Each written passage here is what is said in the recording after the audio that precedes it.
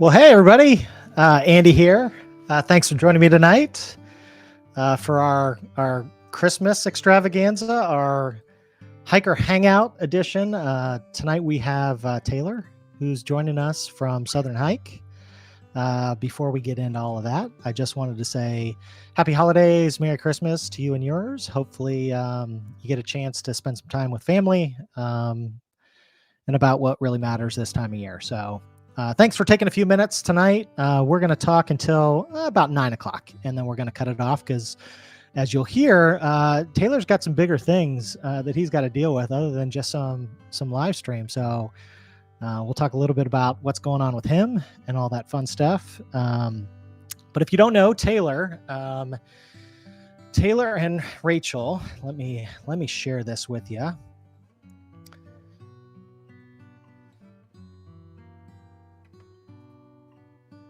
There we go. So Taylor and Rachel, they have a channel called SouthernHike that you can go over on YouTube as well and check out. And then if you like, you can also follow them on Instagram. I know they post stuff there every once in a while as well. And I think it's just SouthernHike over there. Which, bear with me. We might as well share all of this stuff before we... So that's where you can follow Taylor and Rachel, all their fun stuff, all their activities. But I'm going to go ahead and end the intro, and let's bring out my good friend... Taylor and hide this. Hey, sir, how you doing? What's up, man? How are you? I am doing all right. Thanks for taking some time. I know you got a lot going on right now, but I appreciate taking about an hour to chat and visit a little bit and share a little bit about yourself and your channel and what's going on and all that good stuff. Absolutely, man. Well, let's go right into that kind of the big deal. Lately, people may have noticed, I think your latest video where you posted for the 12 Days of Christmas giveaway. There was an extra person in that video. So what's new with you? I've got a newborn. So little Thomas, right? Yeah, that's my first child, first son. Okay. He was born back in August. He has changed my life completely. As expected, it is definitely what they say. It will change your life completely. No doubt about it. But we love him. He's a lot of work, but we love him. We love seeing all his milestones he's hitting already. So that makes it really worth it. And I don't know. I'm really excited to bring him out in the world and take him outside and things like that and venture what we like to do. So absolutely, we've just got to get through the baby days. Yeah. But how old is he now? He's 4 months yesterday. So okay. Yeah. So still not sleeping through the night. Yeah, so we live in that life too. So I think on a few of our different chats, that's always a question I'm curious about is are you guys getting any sleep yet? With three of my own, I know how difficult that was going through that period of time. It got better. And then I heard something about this 4-month regression, and it started on us like 2 weeks ago. And yeah, Rachel stays up with him more than I do because of work. But yeah, he's up a lot during the night right now. So yeah, that was always a challenge. I don't know if you can tell, me and him both are sick right now. So I just fighting a cold, but that seems to be, as everybody's struggling to get sleep and all that stuff, you get more susceptible to all that little stuff. Absolutely. And the bugs going around and oh yeah, get used to that. It's weird because I always get sick at Christmas. For like the last 4 Christmases, I get sick. I don't know what it is. I never get sick any time of the year but at Christmas. So, well, Merry Christmas to you, I guess. Yeah, I know. Every year, exactly. Well, that's a bummer. Yeah, I know. Well, hopefully you feel better soon. Yeah. Yeah, absolutely. Absolutely. Well, so he's doing well, other than he's not sleeping real great. That's right. And you said he was sleeping a little bit better, but now he's having a little bit of regression. Yeah. Not sleeping quite as much. That's right. And Keep a mom up more than anybody. Yeah. How's she doing? She's good. She's a stay-at-home mom now, so it's a little bit of an adjustment for her. but Yeah. we both think it's the best for him too. So Oh yeah. I gotta imagine he loves having her around every yeah. second. I probably more than she does at times because I know how much how much of a challenge it is with a Yeah. newborn. Oh, look, when I get home Um, from work, it's like, here he is. You oh take him. yeah. No, totally. Like, please, can you just like hold him or change his diaper or whatever? I need a half an hour to go That's right. shower and like wash the spit up off my face and like all of that stuff. I totally remember. So I know like how valuable that is to moms. Like just give me a break. Just give me Yeah, a minute to breathe, and they come back and jump right back in, which like just blows me away how much commitment they have and what they go through. But absolutely. kudos to the moms out there. Absolutely. So now you mentioned too about wanting to get him outside at some point in time. Yeah. How much of that is in your guys' hopes, for the years down the road that maybe Thomas is trailing behind you on trail. Well, we kind of don't want to like force it on him because it feels like he could like not even like it because we forced it on him kind of thing. Right. So we have hopes that he'll enjoy it, but it'll be something we'll just kind of introduce at his pace kind of thing. Yeah. I'm not going to force him to go out there because I've learned a lot so far that with children that if you force things on them, they want to rebel more against it. So Oh, that's so true. yeah, so Yeah. I'm gonna leave it up to him, and I hope that it works out. If it doesn't, then he'll have his own hobbies, and that'll just be how it is. So, Yeah. but That's so cool. long as mom and dad can still do their thing, and he stays with the grandparents, I'll be happy. Oh, do you have like family support system that's pretty close to Oh help with yeah. all of that? Thankfully, a lot of the guys in the backcountry told me that I was making a mistake, and I was like, "Well, I got a huge grandparent support system that, and they already been on it, so it's been great. So that's been a huge help. That's So so nice to have. It makes it yeah, so much easier to just pitch in. They always joke about that it takes a village. But I absolutely, find that having family close by, being able to help out is such a help in some of these situations that are going to come up, and it's just so nice that you can rely on other people. So for sure. I'm sure if you've got that tight knit system going on, that you'll still be able to find time for you to sneak away, and maybe even both of you at the same time, or mom Right. sneak away too. Um, so are you guys into just the outdoor stuff? Is there other stuff that you guys like to do? When you travel, is it traveling for the outdoors? So more in the beginning before we got more into like traveling for backpacking, it was like I guess traveling for big cities, stuff like that. And we still do those trips in between. Obviously the last few months we haven't been able to do that, but we've Oh already yeah, been yeah, discussing some stuff for next year. We want to take Thomas with us, try to get out there with him, because we want him to be comfortable being on the yeah, move too. yeah, So we do trips where we don't, go in the woods and or hike and things like that or backpack. But for the most part, we always try to plan a few trips that are driving range, and then at least have one out west trip every year that we travel. The last couple of years we did 2 trips each year, and then because Rachel was pregnant, things got a little flip flop this year. So I went on a couple on my own. But okay. So the last 2 years. So where'd you go out west? What? out west, let's see. So the year before, let me think about this. 2021. Well, I'll go all the way back. We went 2020. We went to Colorado, we went to Utah, we went to California. We didn't backpack on all of those. In Colorado, we did 4 days. But then in 2021, we did the Timberline Trail in Oregon. That Okay. was beyond awesome. I recommend that to anybody. It's easy. You don't have to have a permit, stuff like that. And then let's see, we went to Denver last year too and did a little bit of backpacking. And then obviously you can tell Colorado is our favorite spot. And then it's cheap and it's just endless Yeah. views. But then this year I went to South Dakota with Tim Buckley and Oh, cool. backpacking Yep. with Jason and Jeremiah and all them. And then we also went to Denver again. Now this time it worked to my advantage because I had a work trip in Denver, so it paid for it paid for part of my trip. So That's sweet. yeah.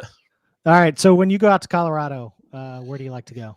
Where have you gone? Well, for the last, I would say close to 3 years now, we always go to the national park. I've been good at catching those permits to get in, and reserve permits. But I think our next venture would be on the Colorado Trail. That's where we want to kind of hit Oh, next in some of the more southern area, not so much the national park, because the national parks is hard to get into. And then there's so many restrictions and stuff like that, which obviously Colorado's got a lot more restrictions anyways, but we just want to kind of go a little bit more roughing it, if lack of a better term. Yeah. Okay. Yeah. There's so many spots. I've been looking at Colorado Trail too. Are you already starting to look at like segments or things like that, like sections of it? Yeah, I haven't like deep dive into it yet, but I was definitely going to do that soon. Right now, we're trying to see about a couple other trips, so it might not be this coming year, but the year after. Okay. Just because the books are already scheduling up for this coming year. Isn't that crazy how quickly that stuff starts to fill up? It is. How many trips do you want to do this year? Coming up, this coming year, right now we're looking at 5 trips that are already in the works, kind of thing. So okay, and that's usually the biggest trips. We have a park that's local that we'll do a lot of overnights there, and I'll do some of my own too. Okay, but 5 big trips. You're talking about hours and hours of driving, or having to pick up and fly out west, right? That's right. Probably 2 of them will be flying, and 3 of them will be driving. Okay. Yeah. So 3 East Coast and 2 West Coast kind of thing. That's right. Hey, I'll adventure far though. I've done some long drives now. All right, not this year though. Well, maybe East Coast. Are you willing to share any of this stuff yet, or is it still? You talking about for next year? Yeah, for 23. Is there anything? Because I know you might want to hold some things back, and I get that, and kind of share with the audience later on down the road. But I'll say it. You already know, but I won't say it publicly yet. But we're trying for one big one. But some people might already know. I've said it to a few people, but we don't know if we're going to get the permit. So we have backup plans if that doesn't work, because we're going to go to the winds, in Wyoming. That's the one. There's a big trip that we're keeping under wraps right now. If we can get the permit, we're going to do it. If not, we're going to go to Wyoming, and then we're probably going to go back to. I don't know. I'm thinking about Oregon right now. Not exactly where yet, but Oregon. Okay. And then, of course, some Smokies. And then looking at a trip in Virginia. There's one more. It's not crossing me right now. Trying to go back to the gorge, too. Just have to see if it's going to work out. Oh, up in Kentucky? Yeah. I should clarify that. There's a lot of gorges. So. Well, Linville? Is it Red River? Is it? I know. Hey, I went to Linville this year, and man, that's an awesome spot I didn't know about. Yeah, that's on my list. I want to get down that way too. I can't wait to get back down to the Smokies. Red River Gorge is almost my backyard, just with it being 3-hour drive. It's not too far to get down there. Right. But it's about 7 hours for me.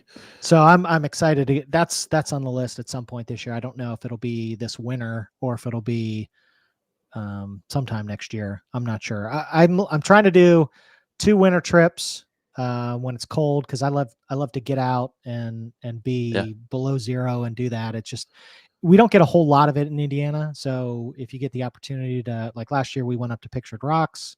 Yeah. Ended up being there in the middle of a full-on blizzard. But snowshoeing and doing all that stuff, I'd never done that before. I saw that. I remember seeing that now.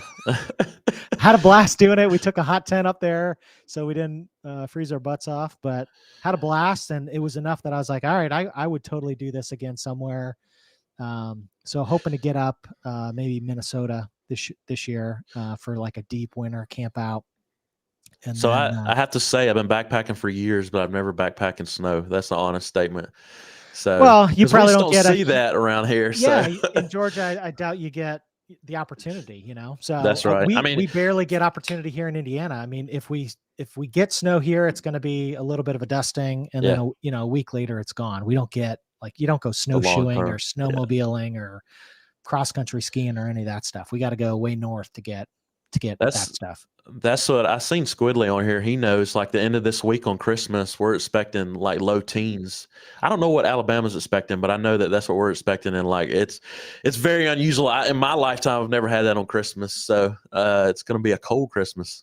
Yeah. We're looking at like single digits. Yeah. And I think we're supposed to get a snowstorm that runs through this Thursday. So it's going to be so cold afterwards that whatever we get, they think is going to still be here on Christmas Day. So we may very well have a white Christmas. So yeah, I was watching a YouTube video earlier today, and they were talking about how this, it was the guy that's gotten really popular. His video was trending, and it was talking about how this huge like Arctic front was coming across the whole country this week. I think I saw that. I think I saw the same thing. That's crazy. Okay. Yep. Squidly is saying the same thing. Need to Yeah. plan another Let's do it, Smoky man. I Mountains trip. love the Smokies. I do too. Yeah. And I got my folks are down outside of Knoxville. So, Gatlinburg's like a stone's throw from where they are. So getting in and out of the Smokies and Yeah. having a place to And I actually like the home northern base. side better. It's more quiet. So I'd rather meet on the northern side of the Smokies. So Okay. Yeah, we did a Cosby Loop up there yeah, a couple I know years where that's at. ago and Yeah. loved it. That's my Went in and favorite spot, to be honest with you. I've done is a it really? couple there. Yeah. It's I just would because that definitely go side back. doesn't see much. Yeah. Yeah, it wasn't that busy. No, We were crossing over.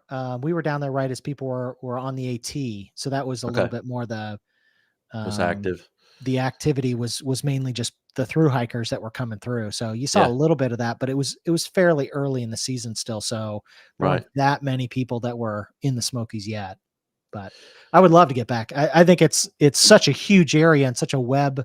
I love that it's a spider web of trails, so you can be in there for dozens of trips and never go Right. through the same area twice if That's you right. don't want to. So I think it's like what, over 800 miles? yeah, I think something of like that, trail. 700 or Yeah. 800 miles worth of trail. Yeah. So All that to say too is like I do my west strips during the summer because I don't sleep in 90 degrees. So like yeah. when it's 80 and 90 degrees out at night and humidity's up, I'm like, this is not the enjoyable backpacking to me. So Oh, absolutely. Yeah. I'm kind of the yeah. same way that, I don't like to do, super hot stuff. I will Yeah. do freezing cold and below zero, Oh yeah, absolutely. Yeah. but I like that a lot more than I like being out and it's 85 degrees at midnight and you're trying to sleep in a hammock or a tent and That's right. you're just sitting there sweating and there's nothing you can do. That's one of the reasons years ago, my wife and I bought a pop-up camper so that we Yeah. could go camping in the middle of the summer and sleep in AC at least, but take the That's kids and go on that's some funny day you say hikes. that. We've actually discussed that as when taking Thomas when he gets older too, is actually getting something like a travel trailer to pull and go places in the summer. So It's awesome. It yeah, totally expands just the types of things that you can do, and especially when the kids are little, and you're not really doing like big hiking trips with little right. ones, That's right. but they want to go to the park, they want to go to the pool, they Right. want to come back and sleep and not be 85, 90 degrees plus. Right. So you crank on the AC, and we always go like the last 10 years or so. A group of friends go down for Memorial Day to one of the state parks, Yeah. and everybody started in tents, and by the end of it, everybody had some kind of trailer, pop up, you name it, because we all moved on from, all right, this is miserable. Like we're all waking up just dead tired and sweating. Yeah, So it's not worth it to me. That's what like yeah, usually we do our out west trips probably starting at the end of June, going all the way through August because that's when it's just living in a an oven here. So yeah, see, Squidly knows all about it. He lives not yeah, far from me, so yeah. Well, and John, you're one of the winter trips on the list. John, from Trailheads always does, gosh, a monster. You do what, 3 a year, like monster bashes for people, and he owns a great property in Ohio, and people come out and camp, and man, he is like the host of hosts. yeah, You eat well, you've got some beverages. I put out a video I think last year about hot tenting at his winter hang in like January or February, and right. it was below zero, and he was like bringing in like the bobcat to drag like huge hunks of trees to throw onto the fire pit. Like it was a massive thing. And it was like 50 people all gathered around this massive bonfire out in the woods and just having a good time. And he's doing it again. I don't have the dates on top of my head, but I have to say man, I'm jealous of anybody that can hot tent camp. I'd burn alive even in the middle of the deep winter here. So well, that if you came up here and it was like 10 degrees out, you probably be a little different. yeah. But it's a little warmer down there. Although Yeah, that's I what don't I'm know. saying. I wish I would love to get into it, but it's just like there's nowhere to do it down here. Well, you got to go so far. Yeah, It that's ends right. up being one of those things. Like I talked to It's Good in the Woods, Yeah, Justin, a year or two back about his trips up there and doing something maybe in the Whites, some year down the road, and because it's a whole different environment. You get up to there and it's all the lake effect snow and yeah, They're talking about feet at times, and just all the winter activity is so awesome. That's one of the reasons we liked going up to like Upper Michigan, Right. because like more people were driving around on snowmobiles than were out in like pickup truck. It blew my mind. You're just driving down the road and there's a trail next to the road, and it's like a dozen like snowmobiles going in and out of town Right. to their cabins or wherever. So that it was just like the mode of transportation. So I'd never seen that before. That was pretty cool. You probably don't see a whole lot of that down in Georgia. No, not at all. It's rare. I don't know. The last time it snowed here was 2019. So we've been dry for 3 years now. Yeah, that's rough. Yeah. I bet though that one thing that is nice is you can probably do winter hikes down that way and be completely comfortable, where Oh yeah.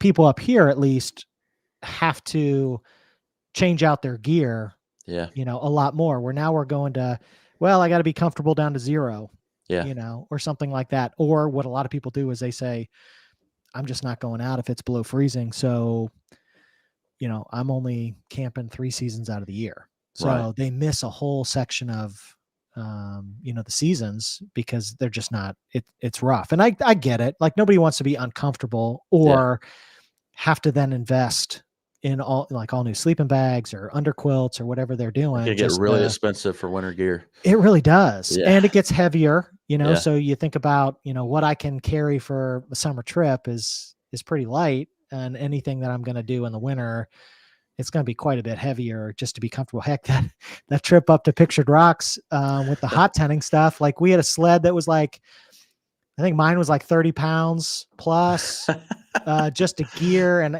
we had other stuff in a backpack. Loaded. And, my buddy had the same thing. But he brought a chainsaw to Pictured Rocks, one of the little battery powered one. I've seen test it that out and see if it would work. Died on him after about, I don't know, an hour, 30 minutes. Oh no! Did he buy like the $20 one off Amazon? I don't know if it was I'll have to hit him up. He's buying like an axe and a saw this winter, so he's like, all right, I'm up in my game. But I will say what he got done in like 30 minutes like lasted us like 2 days. Like it was crazy how quick he was cranking through the stuff. But it was 10 degrees outside and it kills the batteries real quick. So. Oh yeah, I forgot about that too. I love winter backpacking. I mean, I've hunted my whole life, so I'm used to just sitting in the cold period, anyways. Yeah. But I really, this year's a little different because of the baby, so we'll be kind of starting back a little later in the winter. Yeah. But it's probably my favorite time of the year to be in the woods, to be honest. Yeah. What's it like down there wintertime? Like what's typical when as you far go as temperature? Out? Yeah. Usually in the highs and it's a little unusual right now, but usually you have highs in the mid 60s and it gets down in the high 30s at night. And then once a year we'll have a night in the teens, usually in January. That's why this year's unusual, because we usually never see teen weather in December. So right. This is totally different, and it's very low teen weather. Like they're calling for it to be 12 on Christmas morning. So, wow. I not in my lifetime. I'm in my 30s now. I have not seen that. So, that's about ideal. Like perfect. Like I love going out up here in the shoulder seasons when it's 65 during the day and you know getting close to freezing at night. Like that's the best way to put it. Our winter is shoulder season. Well, yeah. Well, it piques my interest that hey, maybe one of these wintertime trips. It extends it to kind of more of what I would consider like a fall trip, just to drive down to Georgia or something like that, and do a hike there, and even 50-degree weather, So we're up here, it's going to be 38, 39, maybe low 40s or something like that on some of the warmer days, and then it's going to be 15, 20 degrees at night. So right. You gotta bundle up, or you gotta grab a hot 10 or something like that, where you can. That's right. You're in the same gear, so that's right. I went. I think it might have been close to the coldest temperature last winter with Crow and Crow Flies, and we went to Cheaha in Alabama, and just picked the coldest weekend of the winter here. It was like in the low 20s. And I was like, man, I had to pull out all our best gear for here. I was not expecting this at all, because it's only about an hour from us. And I was like, usually I would take it if we were going more north. And I was like, yeah, we're going to be cold tonight. So we had to bring all the extra stuff for something I thought wouldn't be that bad. Now, have you been out towards like Ozarks? Have you done like I haven't. Arkansas, Missouri, any of that stuff? That's on my list, and that's not too far away. But getting What's down the, that way, what's the big loop in Arkansas? Eagle, there's one there that I've looked at a few times about doing. It's not coming to me where right now. in Missouri? No, in Oh, in Arkansas. Arkansas. Um, man, I can't remember the name of that loop. It's like 40 miles or something like that. And I've watched a couple videos on it. I'm like, man, I'd love to do that. I don't know what that is. I'd have to go look that up. Yeah, I've looked at a couple different things because there's some through hiking trails, but trying to create some loops and things like that is always that's why the Smokies are so easy to plan a trip because it's not a single trail that's just gone through. It's just a spider web of stuff. So That's right. I love that kind of stuff. It's the Eagle Rock loop. Eagle I Rock had it saved still. So Eagle Rock. All right, I will add that. I'm going to write that down. yeah, it's not that far of a drive for me. So I've had it on my list for a while now. All right. Yeah, I'm always looking for stuff like that. That's drivable. Okay, so it says I got the mileage wrong. It says 27 miles. I'm sorry. Oh, the Eagle Rock Loop is 27 miles. Yeah. That's not so bad. No. All right, so that's a good lead. And so on your trips, well, and I know it's a little dependent on where you're going to be in altitude and whatnot. How far do you like to hike a day? Like, is there? I mean, some of the guys out, like you talk about going with Crow, and like he's like, oh yeah, I'm going to do like 20 miles a day every day and just crank it, and that guy flies. And I've seen a couple of the other guys, a Midwest backpacker and Miyagi, and those guys will just crank miles. So you know how you got the camp guy and you got the miles guy, and I call myself a hybrid. So I'll do both. Depends on who I'm with. If Rachel's going too, I keep the mileage down. We usually don't do more than 15 miles when Rachel goes, just because she's small, short, and it's a lot of work for her. Oh yeah. So I've done 20-mile days, but usually I'll try to keep it between 10 and 15 miles a day. Okay. And see, I'd probably say that's probably even a little higher than what I prefer. I'm kind of in that probably 8 to 12 mile kind of day. Yeah, I've done a lot of those. Is kind of the sweet spot because I love getting to camp and having time to hang out and do that stuff. But I also find with all the video stuff and the YouTube and pictures and retakes and whatever, like I'm always looking for, oh, this is a super spot. Let's get some shots here and let's do this. Yeah. So I'm pretty slow on trail from that standpoint. Once we get going, like we move pretty quick, but just a lot of stops. And I'm usually going with somebody else who's doing the same thing. So they're filming and I'm filming, and it's not always at the same time. So, all right, you stop and film, and then 10 minutes later, I want to stop and do something. Yeah. So it's always different when you go with different YouTubers. It is. Well, and to be honest, I've gone with more non-YouTubers than I've gone with YouTubers. So, see, that's for us, that's what's been great about YouTube in itself is for our friends don't really get into backpacking. So YouTubers, our friends with Gained on Here has been huge for us getting out there with other people. So yeah, YouTube has benefited us hugely in just that way, making new friends that want to backpack also. So yeah, I'm just going through the comments, everybody. How's everybody doing tonight? Hopefully you got some plans for Christmas, maybe going to see some family. What up, Doc? Here? Yeah, I see Doc. I see Tanya. Squidly. Every day. Squidly keeps things lively on Facebook. Oh, yeah? He's always saying something smart on there.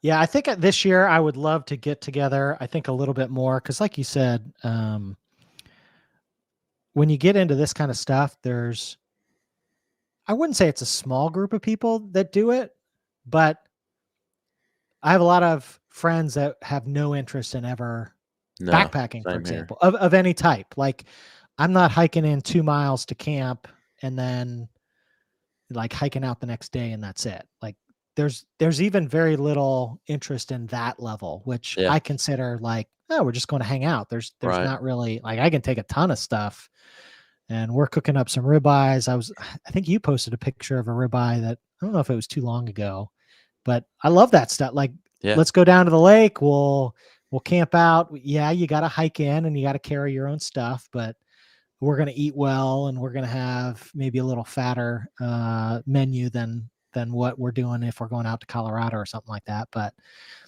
even the group of people that I think are willing to do kind of the shorter is limited. So Yeah. whether it's some of the Facebook groups, there's a lot of like hiking and backpacking groups to join, but the YouTube community has been pretty cool, and interacting with folks and doing some live streams and things like that. But there's been a couple like Red River Gorge meetups and things like that, which are not far from me, but they always seem to fall on weekends where like I'm traveling or I'm out of town or we missed this year's, but I mean, we just had a baby a month before, so it was kind of no way, Jose. So that's an excused absence. That's what we call that. Excuse that. But we were definitely sad we missed it, but I was like, there ain't no chance that's happening. So yeah, and there'll be more. Yeah. Oh yeah. But I am looking for that kind of thing. I just like the camaraderie, and I couldn't believe how many people they had there. I was like, because we went the year before in November last year, and there was probably I think like 12 or 15, and it was a lot then. And then this year they had almost 30. I was like, oh my God. Yeah. There was quite a bit that looked like that were. It's kind of hard to like talk with everybody too, because there's just so many people. So you feel like you're just like, short talking to everybody. So. Well, and I think I would much rather do smaller group stuff. Like there's 3 or 4 of us. We're going to go do Eagle Rock, or we're going to go into the Smokies, or we're going to go do Linville Gorge or something, right. Pisgah National Forest or something like that. Just different areas, and let's go. Because I think, you spend, just say it's a long weekend, say it's 3 days, 2 nights, you get to know people, right. I think a lot better if there's only a couple, 3 or 4, than if there's 30 of them and you're going for a weekend, you get, 20 minutes to chat with everybody, maybe, and maybe some you get to chat with more and some you barely even get to talk to. So yeah, it's just, numbers. I totally get that. So yeah.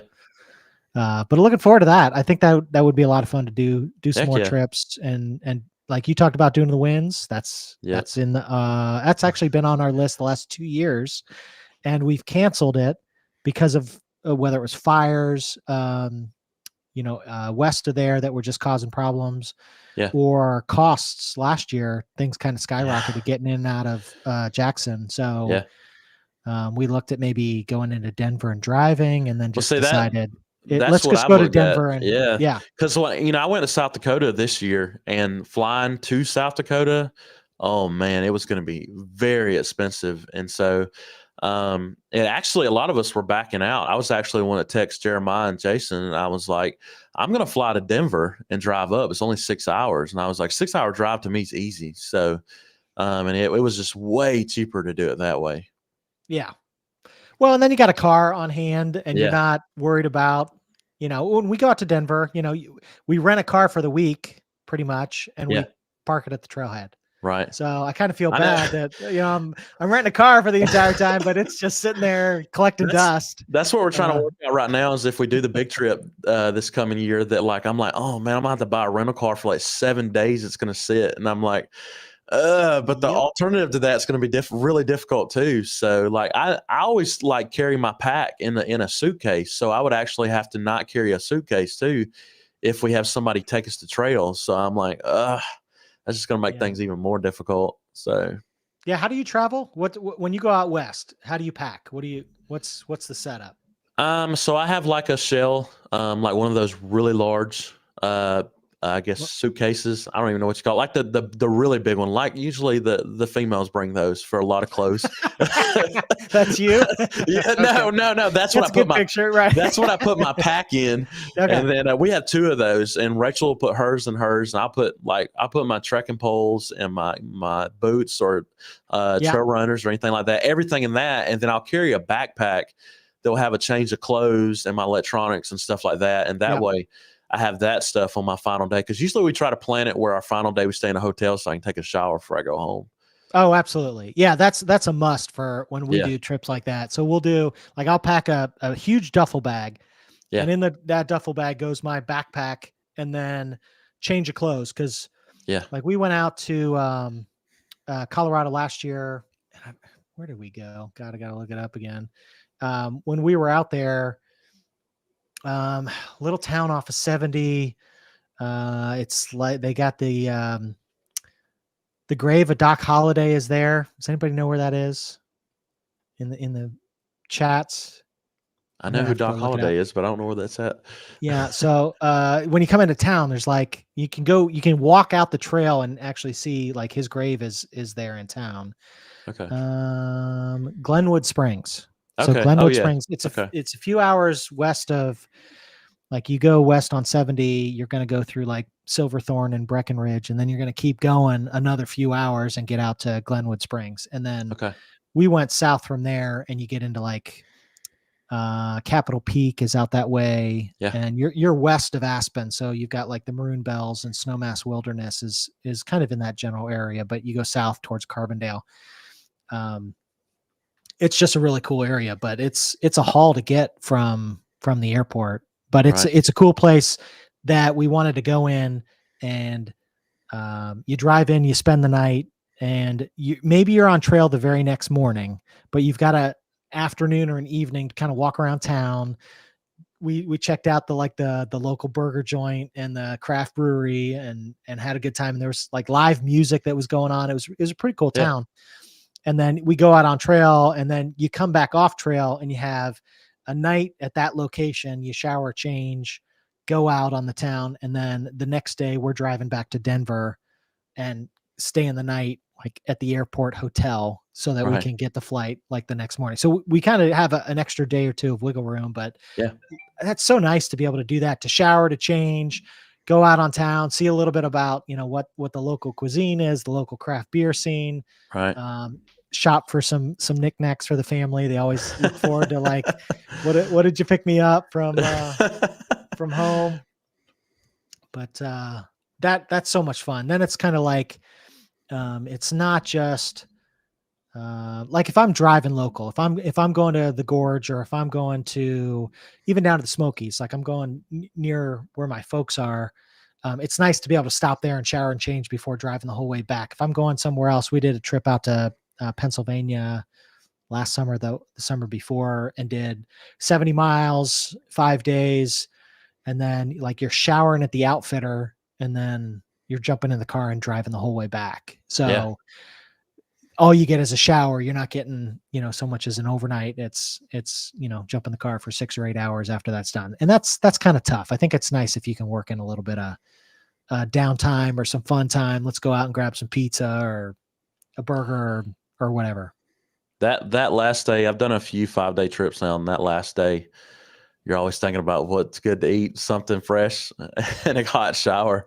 Those are my two favorite things I look forward to.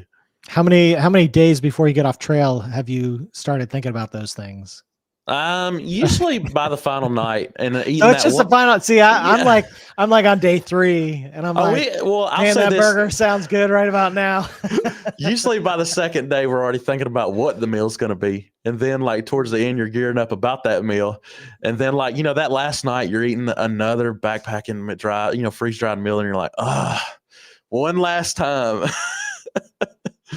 So it like I can do so much of the the backpacking food, but I just get tired of it really fast. So like especially on overnight trips, I don't even pack that stuff. I'll just bring something in.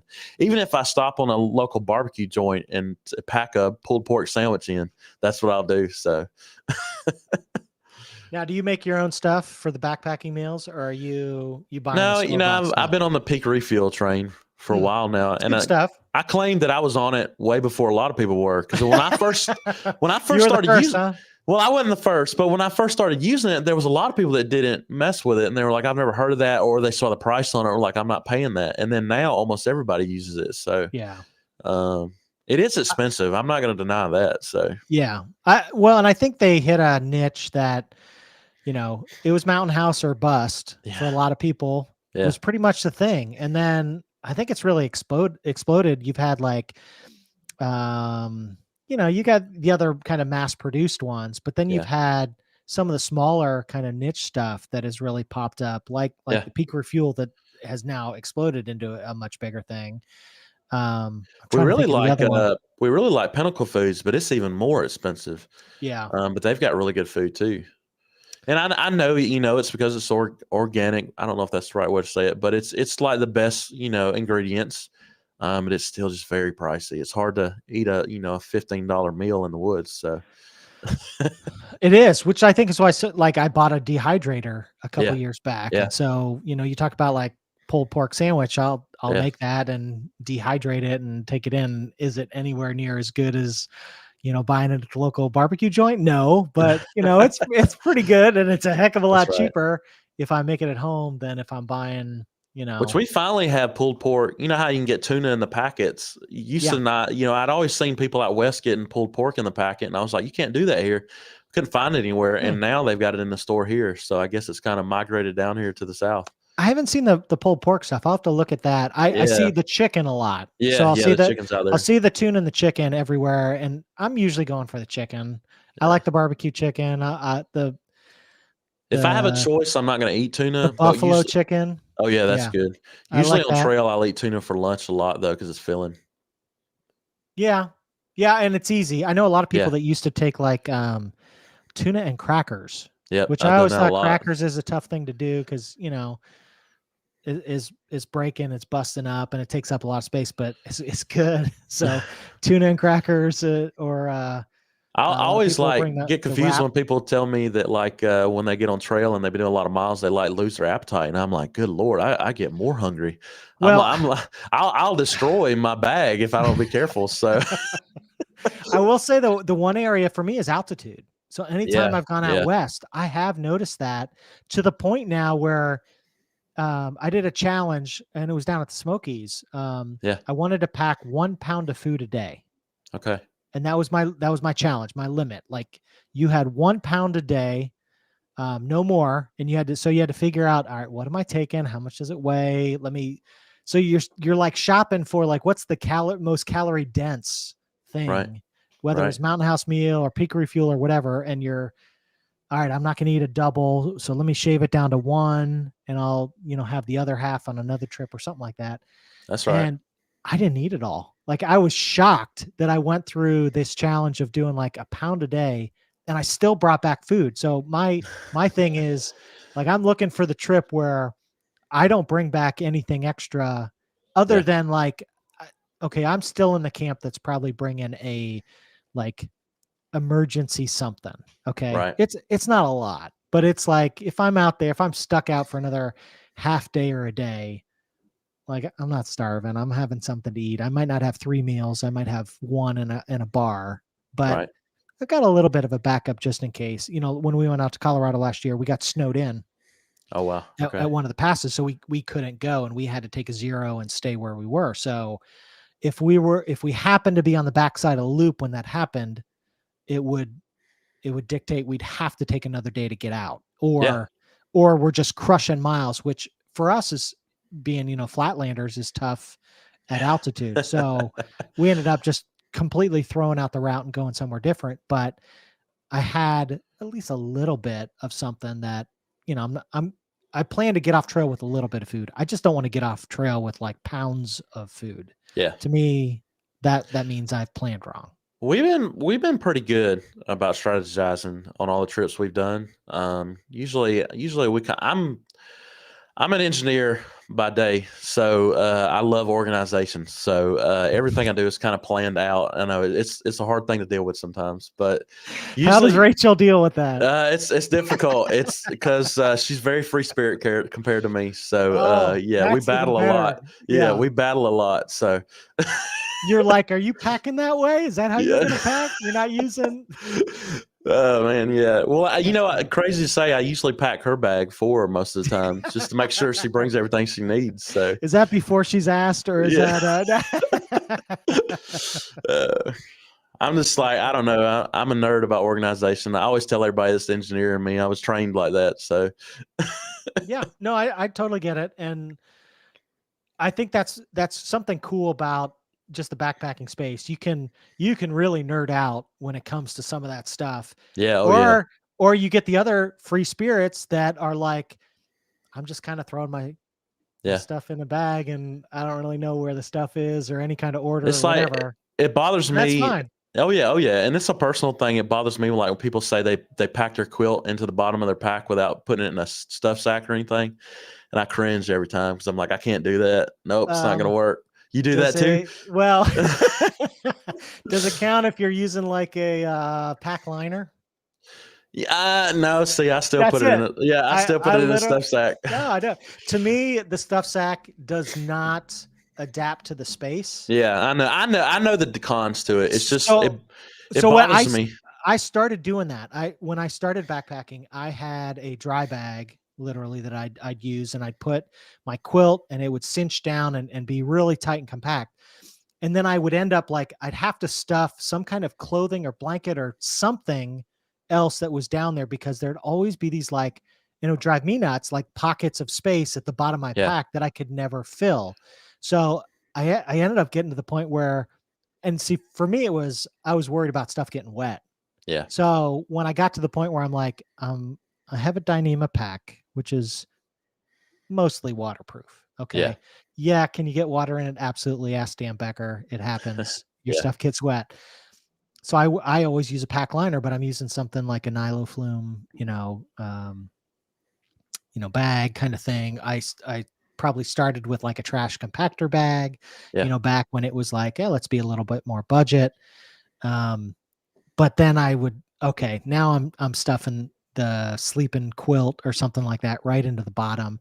The knock is it doesn't compress nearly as much. Like I'm Right. really having to crank down that the Nyloflume sack, but it fills that spot so much better that I can like the knock with when I took like 6 Dyneema like sacks to pack everything in. They never all fit together in like the Jenga puzzle. It was always like, well, there's a gap here and there's a gap here, and it like it doesn't on my Oh, back. I'm good at sardines, so Right, you can figure that out. Yeah, yeah. Well, it's funny. So my wife's a little that way. So when like packing the car for trips, Yeah. like she'll look at that and be like, "No, I can figure this out." It's a little bit of the engineer mind in her that no, if you take that suitcase out and you roll it on its side and you tip it up and you put it here and then like it all fits. So she would We're probably really get into the backpacking stuff. we're in a pickle right now because we had, it's just me and Rachel, and we had a golden retriever, and our cars would handle the 3 of us, and he's 100 pounds. Well, now with a baby, we can't take him because he can't sit in the front seat. And then the back seat has the baby now. So we've been struggling with the cars because you used to be able to pack everything in, but I can't pack Duke on a single seat in the front by himself. So yeah, I'm always about packing everything in every corner because Rachel's family's from Savannah, which is like 4 hours from us. So we have to, like, Christmas time is stressful. Oh, I bet. And it's just wait until you're bringing like, what were they called? Pack and plays for the little ones, where you're bringing like the little crib that they can hang out in, and you're Yeah, like the collapsible. You're throwing that in the trunk. You're putting in like the cargo carrier on top of the car just so you can haul the extra baby stuff. that's right. Oh yeah, that's Now, coming down the road. dude, I want to note that I don't use a dry bag. I just use a stuff sack because I still can just push the air out of a stuff sack. Dry bags are impossible. You're going to take up so much room with dry bags. But Yeah. Nyloflume bag, which I keep busting them. I don't know what I'm doing, but I don't know what it is. Really? But I'm on my 3rd one in the last year, and I can't figure out what I'm doing to cause it. So That's interesting. yeah, Yeah, they last pretty well I with know me. I'd be curious to see if it's it's just like it's crank something it I down did. too much. Yeah, and it's like I did something different with my gear now because I used to not have this problem, but I'm literally busted through right before the baby came. I busted through my 3rd one this year, and I was like, "What am I doing?" And they're strong too. They are. Yeah. You're back to trash compactor bags. Sorry. Yeah, I know. That's what I thought. I said, I guess I got to go back to cheap way. Those things are durable, though. You can go through like a season with those. They are. That's pretty cool. All right. Now, how'd you get into, like, what's your backstory with, like, we see you on YouTube, you guys are doing all this stuff. Like, have you always done that stuff? You mentioned earlier, the hunting side of things. Yeah. Like from the outdoors. Is this just a thing you've always done from as far back as you can remember? Or is this something you got into later? Yeah, so man, it's a long journey, but I'll try to sum it up quick. You got 30 seconds. No, I'm kidding. I've been in the woods as a kid. I hunted as a kid. My dad and my family are big into it. So we grew up in the country. So I was big into four wheelers, doing off road and stuff like that. We used to camp in tents, the old Ozark Walmart tents. Many a nights in one of those. I don't care how heavy they were. We did many a nights where we'd pull our trucks up when I was a teenager, could drive. We would drive to places and put all our tents out and just car camp on somebody's land, because we used to be big into paintball when I was a teenager. So we would go to one of our friends' land and we would camp there. And so I didn't get into true ultralight till way later in life. But as far as the Ozark stuff, what I could afford as a teenager, I did all that kind of stuff. And so I had my days in the Walmart gear. But then that's where everybody starts, right? That's right. That's right. And then, as I got older, I still ventured out. I did a lot more hiking, not backpacking in my college days, I guess. Just because engineering school was very stressful. So I just got out when I could. And then me and Rachel met after, and we started getting serious where we're going out west and stuff. And I wanted to get back in it because I've always camped, but not backpacked as much. We would hike. We would separate hiking and camping, if that makes sense. Oh, no, we were you day hike. Yeah. Like you go car camp and day hike. That's exactly right. 10 years I was doing that, even with the kids, just never backpacked, never did an overnight where I was carrying my own stuff. Totally. That's right. Yeah. And so we did that. And let's see, I'm trying to follow. And then I called myself a Peter McKinnon baby, because I was into tech YouTube and the photography stuff. I still am into photography. And at that time, YouTube was really picking up, in 2017, 2016 time frame. Yeah. And at the time I was like, nah, I'll never start a channel. And then when we got married and we started traveling, I told Rachel, when vlogging was such a big thing, I was like, it'd be really cool to kind of vlog some of this stuff to keep up with what we're doing. And if you go back there, we can see the tail end of that when we were doing that. And we'd go to national parks and stuff and just hike. And then I was like, let's get into backpacking more, and I started really. What's the influence there? How do you switch from your car camping and day hiking for years? Because I think for everybody that does this, there's some influence, there's somebody, there's a channel they watch, there's something that's like, oh, I could totally do that, or I think I would really love that. Yeah. Was that the same for you? Yeah, I started looking into hiking stuff. It's really hard to even think about that, but I remember Dan Becker when he had just started. I remember watching his channel in the very beginning, and I've said it on my channel. A lot of the stuff I bought in the beginning was recommendations he made. And then, I was already doing YouTube, but we weren't doing backpacking stuff. And so I was doing the hiking, and I was like, the truth be told, hiking can get you so far, but if you really want to get some of the real views out there, backpacking is where it's at. You need to spend your whole day out there and through the night and just get the whole, adventure, I guess is the right way to put it. Yeah. And so that's where we kind of themed the channel at that point, is that we were doing adventure, travel and stuff like that. And then it's just kind of morphed. You can watch our videos and see if it morphed into backpacking stuff. And the C word hit at the same time. And then I was stuck at home a lot.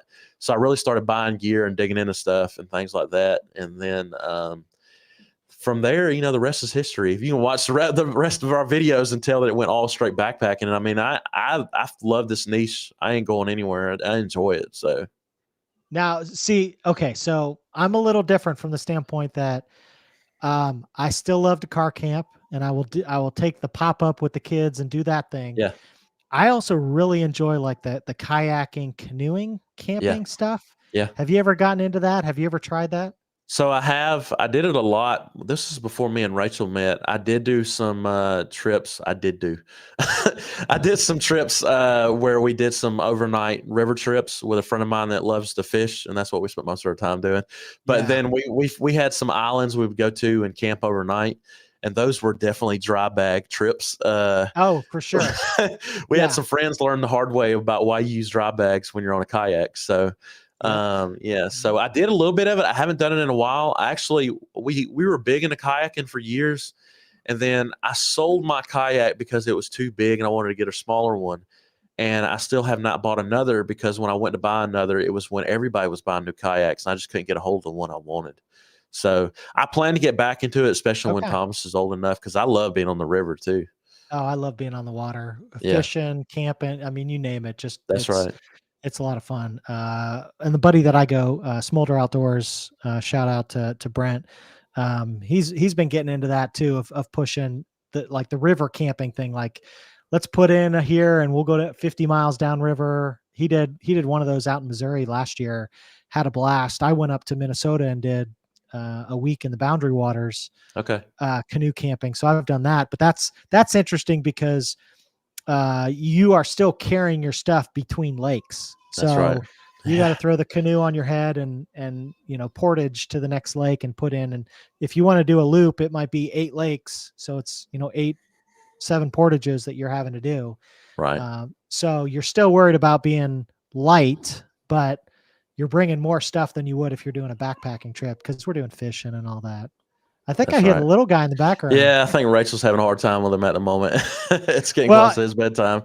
and we're getting close to wrap it up. We're at 8:59, so I want to be respectful to Rachel as well, and I really appreciate your time, and I want you to Yeah, come back and man. have some fun Yeah, in I'm the finna say, future. let's do it again. I got plenty more to talk about. So Yeah, and I think we barely scratched the surface on some of this we stuff. did. I We would go a little did. deeper on some of this. So Sure. I mean, I love talking about this stuff, so I'm all in.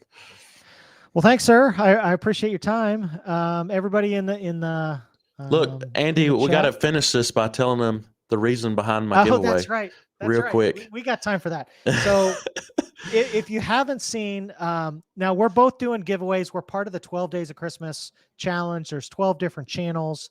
I don't have it yet in the description, but shortly after the live stream's done, I will go add everybody's channel so people can go and check that out. But if you go to Taylor's channel, my channel, there's a 12 Days of Christmas giveaway video that's out there. And like, I'm giving away this hammock that I just got from Trailheads. They custom made it.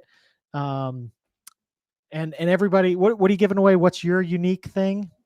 I am giving a Platypus quick draw filter. Okay. Sweetener filter. I got a video coming out Thursday about it, so be looking for that. Look for that. But as part of that, everybody had to pick a day. So for the 12 Days of Christmas, starting on the 26th, going through January 6th, each channel is giving away free gear. So that's why I said, go check out the channels. You can sign up, be a part of that giveaway. But I think I had picked a day in January. I forget what day. You have it now. And you said, I can't do I'm traveling or something. Can somebody switch with me and take, an earlier December date? So I'm now December 28th and I can take their day in January. And I said, fine, you can have my day, but as payment, you have to do a few things and add them to your channel's video when you do the announcement. So do you remember what I had you do? What you had to do? So what was it? It's deep in my photos now, but I had to mention jelly beans. The word jelly beans. Yeah, mention Sasquatch. That's right. I had to talk about toe fungus. Toe fungus, yeah. Yes, and I had to say something about the kids meddling in it, which that come out so weird on the video, but I just went with it. And then I had to list your logo on the screen right there. So that's right. I met them all. Yeah. I met all the requirements. You did. So it was kind of like a creative challenge of how do you work in jelly beans, Sasquatch, toe fungus. I would have gotten away for it if it wasn't for you meddling kids and whatever. So go watch his video. But I know that was the one that I was really most interested in watching because I was like, I don't know how he's going to do this. And touche, props to you for how you worked in, especially the toe fungus. I was upset that nobody gave recommendations. It was like nobody didn't know how to answer that, so nobody said a thing about it. I had a few on my channel. If you go to my channel, there's a couple on mine. Okay, I need to go look at the comments. Okay, they came over to my channel because I forget what you said. You said something like, I feel really bad for Andy. He's battling a nasty case of toe fungus. Why don't you go over and I forget what it was, but I had people coming over like, oh, well, the best thing to do for toe fungus is you soak your feet in vinegar. And I got to go look at this. Okay. Good to know. And it's only a couple people, but, and they were specific to be like, Taylor put me up to this. I'm like, oh, he's going down. Ask him if that rash ever cleared up, or I posted something like that. Just having a good time. So, Hey, look, I'll finish off by saying I did not know that a lot of people love black licorice jelly beans, and a lot of people love the butter jelly beans, which are my least two favorite. Are they But really? yes, a lot of people really like them, and I learned about a lot of new flavors I never even heard of. So That's pretty cool. I have to go back and actually look through your comments now, because now I'm curious what they were mentioning, some of these other flavors. And there's a lot of opinions about Sasquatch. I know that. And a lot of people, I forgot to say that, a lot of people don't like jelly beans. I learned that too. So, Not at all. Well, no. that's kind of like candy corn. Do you ever Yeah. get that? Yeah. Where Yep. you either Yep. love it or you hate it? Very, very polar about that for sure. All right. People that are still here in the comments, candy corn, thumbs up, thumbs down. What do you think? I'm just curious. This is not a scientific poll, but I think it's like jelly beans. And you can put jelly beans too. Jelly beans, thumbs up, thumbs down. I think you'll probably get more people that are into jelly beans. I don't know. Maybe not. I don't know. I Well, like thank you, candy sir. corn. Yeah, man. I like candy corn. Yeah. But only around Halloween. Yeah. I will not eat it any other time of year, but a week or two from Halloween, I don't know. It becomes my 12th Go-to. favorite candy. Yeah, no, not my go-to, but it's down the list. But I'll eat it. I'll tolerate it. It's in the house. Okay, fine. You know, I'll have some of the kids don't seem to like it that much. That's why it ends up with me. I get the leftovers. So, although I do have it, and you'll learn this too at some point, being a new dad. The kids go out and come back with like a pillowcase of candy on Halloween, and there's a tax in our house. So the dad tax. I've heard about this. A dad tax. So that's right. So I get usually each kid, I get a certain number. I get pick 5 out of your sack. They got like 100 in there. So come on, of whatever I want, it's the dad tax. So you have to work that in with little Thomas at some point years down the road. Sounds like a plan. Well, thanks, Taylor. Everybody, thanks for being here. Really appreciate you guys' time and interactions. I'm seeing the candy corn and jelly beans, coming through too. But thanks so much for watching. Go check out both Taylor's channel, Southern Hike, and mine for part of the 12 Days of Christmas giveaway. If you haven't already participated, it's free. It's easy. You just got to watch the videos, find out what each channel is offering and what they are requiring you to do to be part of it. And then starting on December 26th through January 6th, we'll be giving away